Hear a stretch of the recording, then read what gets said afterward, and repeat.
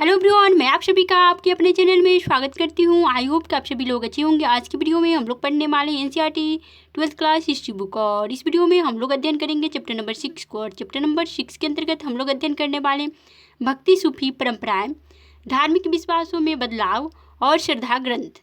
लगभग 8वीं से 18वीं सदी तक के काल को हम लोग अध्ययन करेंगे। तो हम लोग अध्ययन को स्टार्ट करते हैं और पढ़ते हैं। अध्याय 4 में हमने पढ़ा कि प्रथम सहस्त्राब्दी के मध्य तक आते आते भारतीय उपमहाद्वीप का परिवेश धार्मिक इमारतों, स्तूप, विहार और मंदिरों में चिन्हित हो गया। यदि यह इमारतें किसी विशेष धार्मिक विश्वासों और आचरणों का प्रतीक है, वही अन्य धार्मिक विश्वासों का पुनर्निर्माण हम साहित्यिक परंपरा जैसे पुराणों के आधार पर भी कर सकते हैं। इसके अलावा ऐसे धार्मिक विश्वास भी है जो साहित्यिक और दृष्टिक दोनों ही दस्तावेजों में अत्यंत धूमिल है। इस काल के नूतन साहित्यिक स्रोतों में संत कवियों की रचनाएं हैं, जिनमें उन्होंने जनसाधारण की क्षेत्रीय भाषाओं में मौखिक रूप से अपने को व्यक्त किया था। यह रचनाएं जो अधिकतर संगीतबद्ध है, संतों के अनुयायियों द्वारा उनकी मृत्यु के उपरांत संकलित की गई। तो यह रचनाएं जो अधिकतर संगीतबद्ध है, संतों के अनुयायियों द्वारा उनकी मृत्यु के उपरांत जो है संकलित किया गया।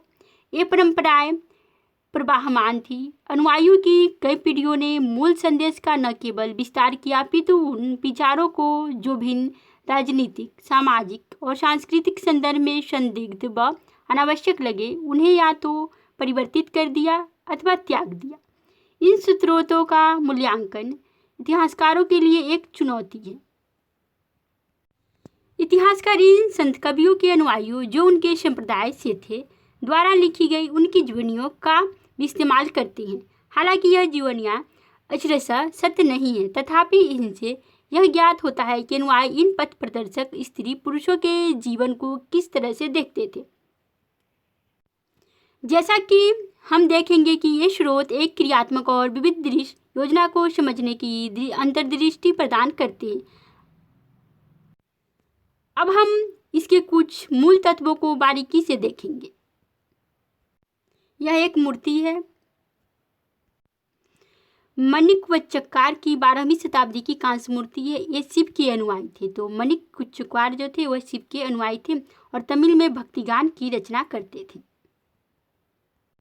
अब हम लोग धार्मिक विश्वासों और आचरणों की गंगा यमुनी बनावट को देखेंगे। संभवतः इस काल की सबसे प्रभावी विशिष्टता यह है कि साहित्य और मूर्तिकला दोनों में ही अनेक तरह के देवी देवता अधिकाधिक दृष्टिगत होते हैं। एक स्तर पर यह तथ्य इस बात का द्योतक है कि विष्णु, शिव और देवी, जिन्हें अनेक रूपों में व्यक्त किया गया था, की आराधना परिपाटी न केवल चलती रही अपितु और अधिक विस्तृत हुई। अब हम लोग पूजा प्रणालियों का समन्वय को देखेंगे। वे इतिहासकार जो इस विकास को समझने का प्रयास करते हैं, उनका सुझाव है कि यहाँ कम से कम 2 प्रक्रियाएं कार्यरत थी। एक प्रक्रिया ब्राह्मणीय विचारधारा के प्रचार की थी। इसका प्रसार पौराणिक ग्रंथों की रचना, संकलन और परिरक्षण द्वारा हुआ। ये ग्रंथ सरल संस्कृत छंदों में थे, जो वैदिक विद्या से विहीन स्त्रियों और शूद्रों द्वारा भी ग्रह थे। इसी काल की एक अन्य प्रक्रिया थी स्त्री, शूद्रों व अन्य सामाजिक वर्गों की आस्थाओं और आचरणों को ब्राह्मणों द्वारा स्वीकृत किया जाना और उसे एक नया रूप प्रदान करना। वस्तुतः समाजशास्त्रियों का यह मानना है कि समूचे उपमहाद्वीप में अनेक धार्मिक विचारधाराएं और पद्धतियां महान संस्कृत, पौराणिक परिपाटी तथा लघु परंपरा के बीच हुए अविरल संवाद का परिणाम है। इस प्रक्रिया का सबसे विशिष्ट उदाहरण पूरी उड़ीसा में मिलता है, जहाँ मुख्य देवता को 12वीं शताब्दी तक आते आते जगन्नाथ यानी शाब्दिक अर्थ में संपूर्ण विश्व का स्वामी विष्णु के एक स्वरूप के रूप में प्रस्तुत किया गया है। महान और लघु परंपराएं को हम लोग देखेंगे। महान और लघु जैसे शब्द 20वीं शताब्दी के समाजशास्त्री रॉबर्ट रेडफील्ड द्वारा एक कृषक समाज के सांस्कृतिक आचरणों का वर्णन करने के लिए मुद्रित किए गए। इस समाजशास्त्री ने देखा कि किसान उन कर्मकांडों और पद्धतियों का अनुकरण करते थे जिनका समाज के प्रभुत्वशाली वर्ग जैसे पुरोहित और राजा द्वारा पालन किया जाता था। इन कर्मकांडों को रेडफील्ड ने महान परंपरा की संज्ञा दी। साथ ही कृषक समुदाय अन्य लोकाचारों का भी पालन करते थे जो इस महान परिपाटी से सर्वथा भिन्न थे। उसने इन्हें लघु परंपरा के नाम से अभिहित किया। रेडफील्ड ने यह भी देखा कि महान और लघु दोनों ही परंपराओं में समय के साथ हुए पारस्परिक आदान प्रदान के कारण परिवर्तन हुए।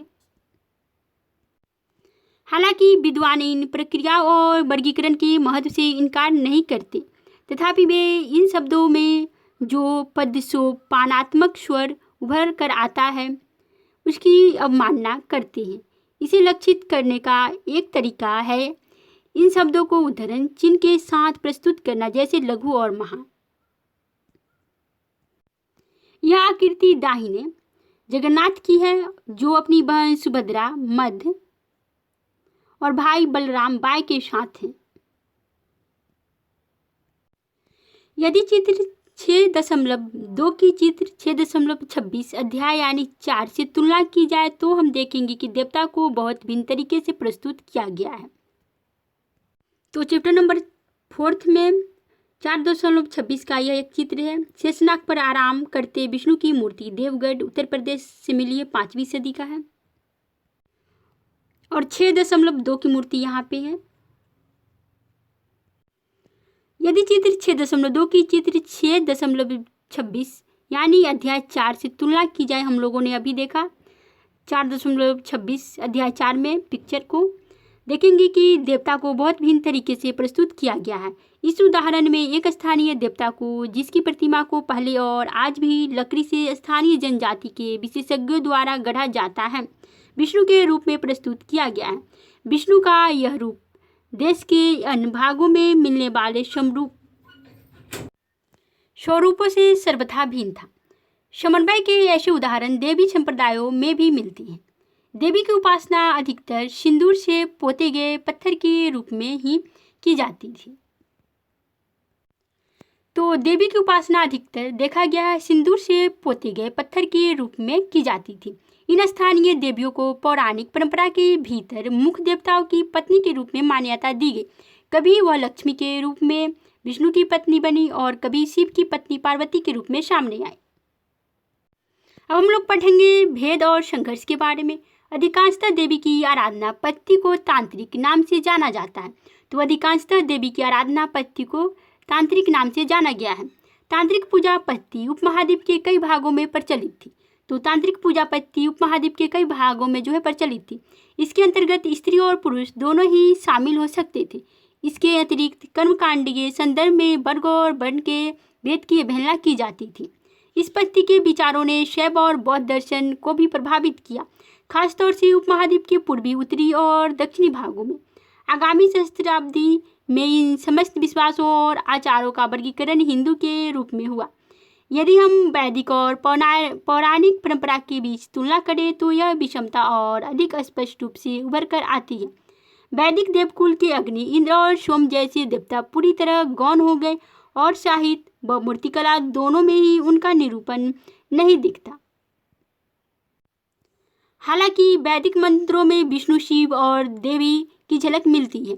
इसकी तुलना इनके विशद पौराणिक मिथ को से कदापि नहीं की जा सकती, किंतु इन असंगतियों के बावजूद वेदों को प्रमाणिक माना जाता रहा है।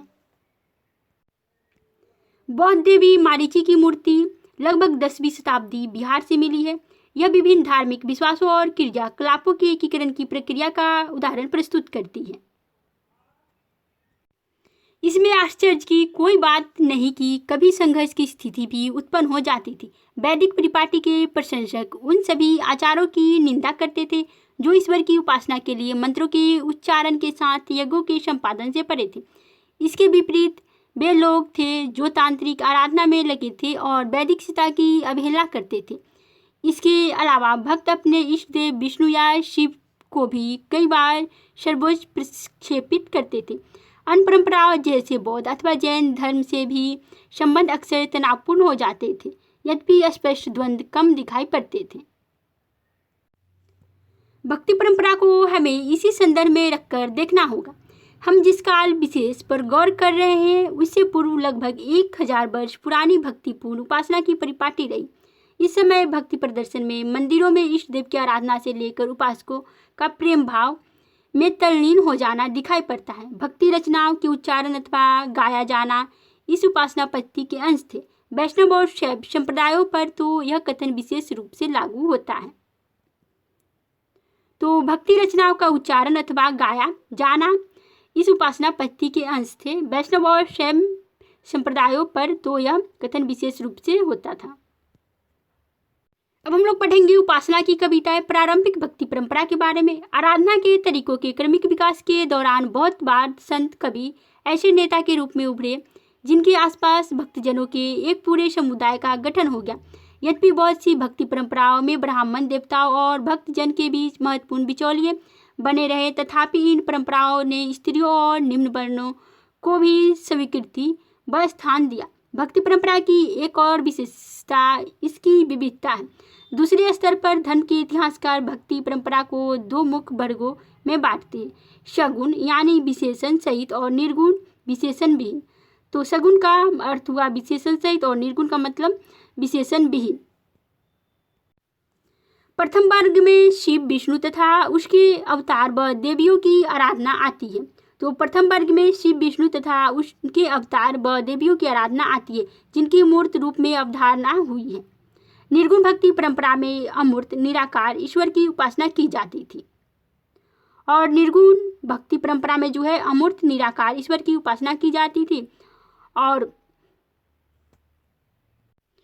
सगुण में शिव, विष्णु तथा इनके अवतार व देवियों की आराधना की जाती थी जिनकी मूर्त रूप में अवधारणा जो है हुई है। तमिलनाडु के अलवार और नैनार संत के बारे में अब हम लोग पढ़ेंगे। प्रारंभिक भक्ति आंदोलन लगभग 6ठी शताब्दी अलवारो विष्णु भक्ति में तन्मय और नैनारो शिव भक्त के नेतृत्व में हुआ। तो प्रारंभिक भक्ति आंदोलन की शुरुआत जो है लगभग 6ठी शताब्दी में हुई थी। अलवारो और नैनारो में विभक्त था भक्ति आंदोलन जो था। एक अलवार थे जो कि विष्णु के उपासक थे और दूसरे नैनार थे जो कि शिव के उपासक थे। वे एक स्थान से दूसरे स्थान पर भ्रमण करते हुए तमिल में अपने इष्ट की स्तुति में भजन गाते थे। अपनी यात्राओं के दौरान अलवार और नैनार संतों ने कुछ पावन स्थलों को अपने इष्ट का निवास स्थल घोषित किया। इन्हीं स्थलों पर बाद में विशाल मंदिरों का निर्माण हुआ और वे तीर्थ स्थल माने गए। संत कवियों के भजनों और इन मंदिरों में अनुष्ठानों के समय गाया जाता था और साथ ही इन संतों की प्रतिमा की भी पूजा की जाती थी। अब हम लोग पढ़ेंगे जाति के प्रति दृष्टिकोण। कुछ इतिहासकारों का यह मानना है कि अलवार और नैनार संतों ने जाति प्रथा व ब्राह्मणों की प्रभुता के विरोध में आवाज उठाई। कुछ हद तक यह बात सत्य प्रतीत होती है क्योंकि भक्ति संत विविध समुदायों से थे, जैसे ब्राह्मण, शिल्पकार, किसान और कुछ तो उन जातियों से आए थे जिन्हें अस्पृश्य माना जाता था। तो भक्ति संत जो थे विभिन्न जातियों से थे। अलवार और नैनार संतों की रचनाओं को वेद जितना महत्वपूर्ण बताकर इस परंपरा को सम्मानित किया गया। उदाहरण स्वरूप अलवार संतों के एक मुख्य काव्य संकलन नल ईरादि प्रबंधम का वर्णन तमिल वेद के रूप में किया जाता है। इस तरह इस ग्रंथ का महत्व संस्कृत के चारों वेदों जितना बताया गया जो ब्राह्मणों द्वारा पोषित थे। चतुर्वेदी चारों वेदों के ज्ञाता ब्राह्मण और अस्पृश्य को हम लोग देखते हैं। एक उद्धरण त्वंदराडी पप्पोडी नामक एक ब्राह्मण अलवार के काव्य से लिया गया है। चतुर्वेदी जो अजनबी है और तुम्हारी सेवा के प्रति निष्ठा नहीं रखते, उनसे भी ज्यादा आप हे विष्णु उन दासों को पसंद करते हैं जो आपके चरणों से प्रेम रखते हैं, चाहे वे वन व्यवस्था के पड़े हो। अब हम लोग स्त्री भक्त को देखते हैं। संभवतः इस परंपरा की सबसे बड़ी विशिष्टता इसमें स्त्रियों की उपस्थिति थी। तो संभवतः इस परंपरा की सबसे बड़ी विशिष्टता जो थी इसमें स्त्रियों की उपस्थिति थी। उदाहरणतः अंडाल नामक अलवार स्त्री के भक्ति गीत व्यापक स्तर पर गाए जाते थे। तो अंडाल नामक स्त्री अलवार संत की थी। तो अंडाल नामक स्त्री अलवार परंपरा से संबंधित थी और भक्ति गीत व्यापक स्तर पर गाती थी और आज भी गाए जाते हैं। अंडाल स्वयं को विष्णु की प्रेयसी मानकर अपनी प्रेम भावना को छंदों में व्यक्त करती थी। एक और स्त्री शिव भक्त तो अंडाल जो थी अलवार परंपरा से संबंधित थी और एक और स्त्री थी जो कि शिव भक्त से संबंधित थी शिव परंपरा से। कई काल अमैयार जो थी वह शिव परंपरा से यानी नैनार परंपरा से संबंधित थी और अंडाल जो थी यह अलवार परंपरा से संबंधित थी। तो कई काल अम्मैयार ने अपने उद्देश्य प्राप्ति हेतु घोर तपस्या का मार्ग अपनाया। नैनार परंपरा में उसकी रचनाओं को सुरक्षित किया गया। हालांकि इन स्त्रियों ने अपने सामाजिक कर्तव्यों का परित्याग किया। वह किसी वैकल्पिक व्यवस्था अथवा भिक्षुणी समुदाय की सदस्य नहीं बनी। इन स्त्रियों की जीवन पद्धति और इनकी रचनाओं ने पितृसत्तात्मक आदर्शों को चुनौती दी।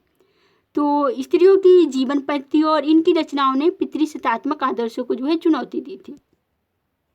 अब हम लोग पढ़ेंगे शास्त्रीय भक्ति के बारे में। यह छंद अपार नामक नैनार संत की रचना है। ये हे धूर्तजन, जो तुम शास्त्र को उद्धृत करते हो, तुम्हारा गोत्र और कुल भला किस काम का? तुम केवल मारपेरू के स्वामी शिव, जो तमिलनाडु के तंजावुर जिले के मारपेरू में बसते हैं, को अपना एकमात्र आश्रयदाता मानकर नतमस्तक हो। भक्ति साहित्य का संकलन अब हम लोग देखते हैं। 10वीं शताब्दी तक आते आते 12 अलवारों की रचना का एक संकलन कर लिया गया। तो 10वीं शताब्दी तक आते आते 12 अलवारों की रचनाओं का एक संकलन कर लिया गया, जो नल ईरादी प्रबंधम यानी 4000 पावन रचनाएं के नाम से जाना जाता है। 10वीं शताब्दी में ही अपार, समंदर और सुंदरार की कविताएं तोड़म नामक संकलन में रची गई, जिसमें कविताओं का संगीत के आधार पर वर्गीकरण हुआ।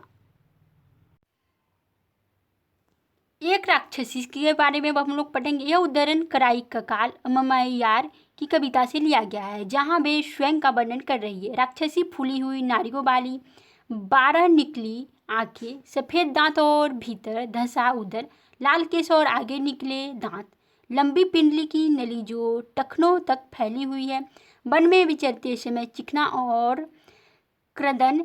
यह अलकंटू का वन है, जो हमारे पिता यानी शिव का घर है। वह नृत्य करते हैं, उनके जटाजूट आठों ओर बिखर जाते हैं, उनके अंग शांत हैं। कराईककाल अम्मैयार की 12वीं शताब्दी में निर्मित कांस्य मूर्ति यह प्राप्त हुई है। अब हम लोग राज्य के साथ संबंध कैसा था इसके बारे में अध्ययन करेंगे। अध्याय 2 में हमने पढ़ा कि तमिल क्षेत्र में प्रथम सहस्त्राब्दी ईस्वी के आरंभ में कई महत्वपूर्ण सरदारियाँ थी। इसी सहस्त्राब्दी के उत्तरार्ध में राज्य का उद्भव और विकास हुआ, जिसमें पल्लव और पांड्यराज 6वीं से 9वीं शताब्दी ईस्वी शामिल थे। हालांकि बौद्ध और जैन धर्म इस क्षेत्र में कई शताब्दियों से मौजूद थे और उन्हें व्यापारी व शिल्पी वर्ग का प्रश्रय हासिल था। इन धर्मों को राज्य के संरक्षण और अनुदान यदाकदा ही हासिल होता था। एक रोचक बात यह है कि तमिल भक्ति रचनाओं की एक मुख्य विषय वस्तु बौद्ध और जैन धर्म के प्रति उनका विरोध है। विरोध का स्वर नैनार संतों की रचनाओं में विशेष रूप से उभर कर आता है। तो विरोध का स्वर जो है नैनार संतों की रचनाओं में विशेष रूप से उभर कर आता है। इतिहासकारों ने इस विरोध की व्याख्या करते हुए यह सुझाव दिया कि परस्पर विरोधी धार्मिक समुदायों में राजकीय अनुदान को लेकर प्रतिस्पर्धा थी। यह स्पष्ट है कि शक्तिशाली चोल जो थे 9वीं से 13वीं शताब्दी में सम्राटों ने ब्राह्मणीय और भक्ति परंपरा को समर्थन दिया। तो यह स्पष्ट है कि शक्तिशाली चोल सम्राटों ने ब्राह्मणीय और भक्ति परंपरा को समर्थन दिया तथा विष्णु और शिव के मंदिरों के निर्माण के लिए भूमि अनुदान भी दिए थे। चिदम्बरम, तंजावुर और गंगईकोंडपुरम के विशाल शिव मंदिर चोल सम्राटों की मदद से ही निर्मित हुए। इसी काल में कांस्य में ढाली गई शिव की प्रतिमाओं का भी निर्माण हुआ। स्पष्ट है कि नैनार संतों का दर्शन शिल्पकारों के लिए प्रेरणा बना। नैनार और अलवार संत बेल्लाल कृषकों द्वारा सम्मानित होते थे, इसलिए आश्चर्य नहीं कि शासकों ने भी उनका समर्थन पाने का प्रयास किया। उदाहरणतः चोल सम्राटों ने दैवीय समर्थन पाने का दावा किया और अपनी सत्ता के प्रदर्शन के लिए सुंदर मंदिरों का निर्माण कराया, जिनमें पत्थर और धातु से बनी मूर्तियां सुसज्जित थी। इस तरह इन लोकप्रिय संत कवियों की परिकल्पना को, जो जन भाषाओं में गीत रचते व गाते थे, मूर्त रूप प्रदान किया गया। इन सम्राटों ने तमिल भाषा के शैव भजनों का गायन इन मंदिरों में प्रचलित किया। उन्होंने ऐसे भजनों का संकलन एक ग्रंथ यानी तोड़म के रूप में करने का भी जिम्मा उठाया।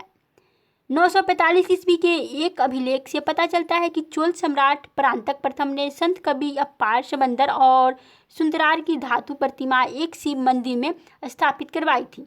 इन मूर्तियों को उत्सव में एक जुलूस में निकाला जाता था।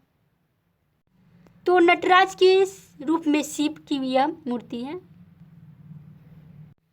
तो इस वीडियो में इतना ही रहेगा। नेक्स्ट वीडियो में हम लोग पढ़ेंगे कर्नाटक की वीरशैव परंपरा को।